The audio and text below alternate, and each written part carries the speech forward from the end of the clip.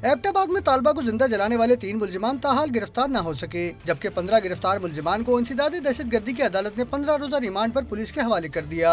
Police की तफ्तीश के दौरान अमरीन की वालदा ने एतराफ़ किया कि उसने बेटी को खुद मुलजिमान के हवाले किया। बेटी को हवाले न करने पर बेटे और शौहर को कत्ल कर दिया जाता।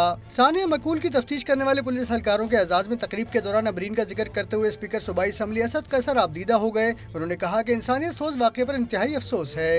जब अपनी बच्ची को देखता हूँ तो मुझे एहसास होता है कि कितना खतरनाक वाक़या,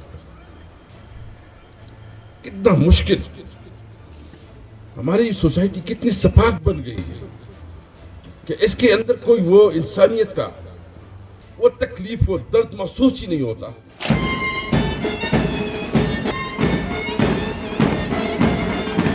IG पुलिस KP के नासिर खान दुर्रानी ने मर्दान में मीडिया से गुफ्तगू करते हुए कहा कि एबटाबाद वाक़े में जिरगा मुलविस नहीं बल्कि वो जुराइम पेशा गिरोह था और इस मामले में पुलिस फरीक बनेगी।